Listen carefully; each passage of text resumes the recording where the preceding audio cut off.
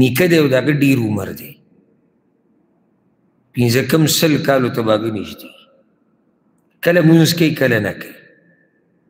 کله مونځ کوي خو اودس سردامې نه یې کړی کله تیمم یې نه یې کړی کله په مانځه کې تشهد د اخرنۍ قاعده هم نه کوي خو یېرېږي ترې خبره ګډه وډه شي په زوره سبق وایي په زوره سبق وایي چې خطا کېږي رانه نه نو کله ورته دا پته هم نه وي چې دا کم مونځ دی کم نه دی څو رکاته دی څو نه کله ناکله تشې میچازې اتې دقه شان لاړې شي نو که په کپړو باندې ولګي که اودس چاردام کوي نو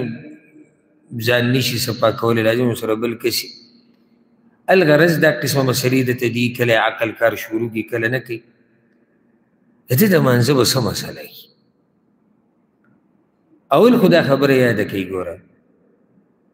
جواب د دې مسلې دا دی چې څو پورې عقلي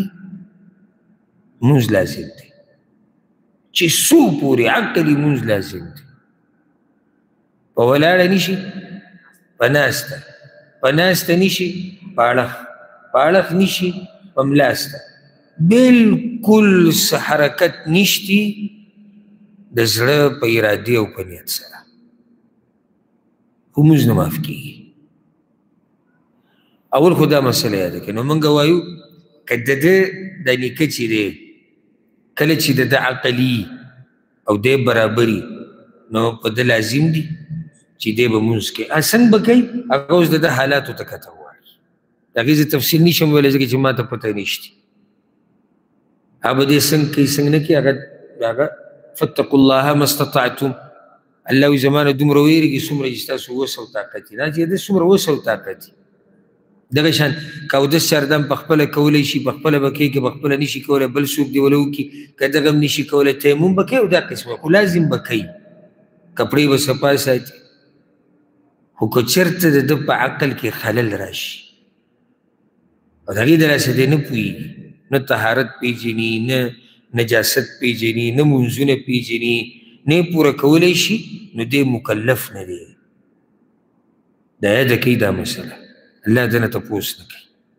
حدیث کې راځي رسول الله صلی الله علیه وسلم امام ابو داود امام ترمذي راوړی دی رفع القلم عن ثلاثه د درې قسمه خلکو نه الله قلم اوچت کړی دی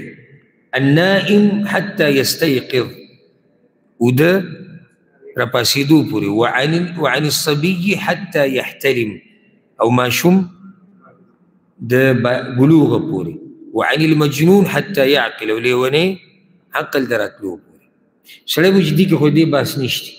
یو حدیث کې داسې راځي صحیح سند سره دی او زیاتي به کې رسول صلی ذکر کوي والخرف او خرف په عربۍ کې څه ته وایي د عمر د ډیروالي د لاسه د عقل ګډوډ کېده نو ټول څو شو چې قلم ته اوچت دی څو دي څلور ماشوم اوده لیونی او د عمر د ډیروالي د لاسه چې عقل ګډوډ شي نو دوی نه قلم اوچت دی موږ دې ورور ته دا وایو چې کله هغه په منځه نه پوهېږي ورته پته نه لګي چې څه کول غواړي څه کول نه غواړي څو رکاته دي څو نه دي نو په ده باندې مونځ نشتي او ستړی کوي مه هسې بعض خلک د خپل مشران هسې ستړي کوي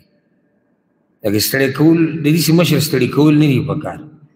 چې کله تا ته پته ولګېده چې د ده عقل اوس صحیح نه دی پوره کار نه کوي په زور به یې په مانځه ودرولی دی به ورته د لرې نه وایي اوس کته شه رکو ته اوس لاړ شه سجدې له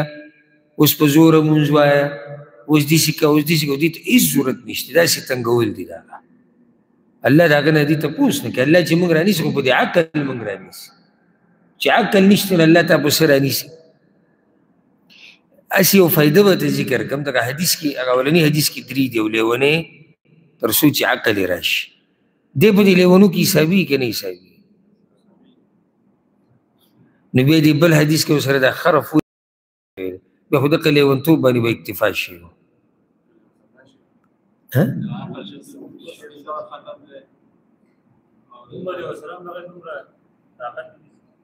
نه د دې ښایسته جواب دا دی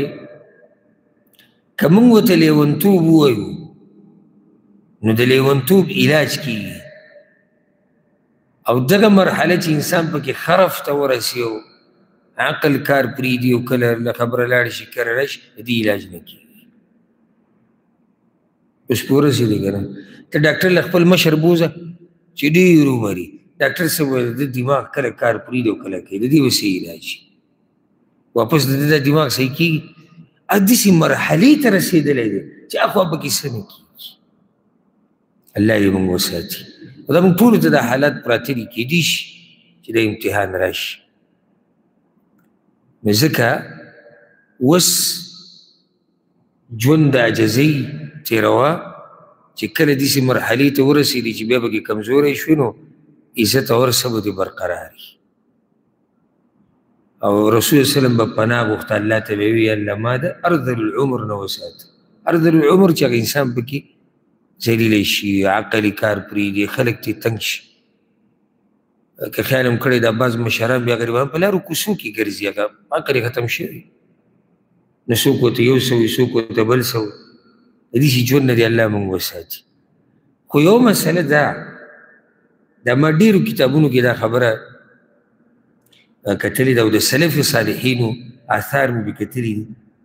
چې د کوم سړي په سینه کې قرآن پروت وي رب العالمین یې دغه مرحله کې روغ ساتي نو د عقل هغه نه ګډوډ کېږي یعنې بعض علما ما چې په خپله سبق ویلی دی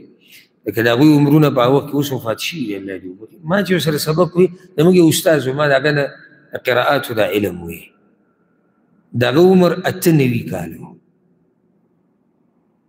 98 او هر څه د داسې یاد و چې زه به ورته پخپله حیران شم په هغه وخت عمر زما ښه کم او زما نه به پکې غلطیانې راتلې هغه نه به غلطي نه راتله دا برکت د قرآن او د علم وي ځکه ګوره کم سړی چې دینداره یو علم ورسره وي ده ته وګوره په بوډاوالي کې او عام کس ته وګوره چې هغه بوډا شوي دي دواړو کې به تا ته فرق ښکاره شي دوی کې څه فرق نو الله دې زموږ په حال باندې رحم وکړي او الله دې موږ د امتحانونو نه وساتي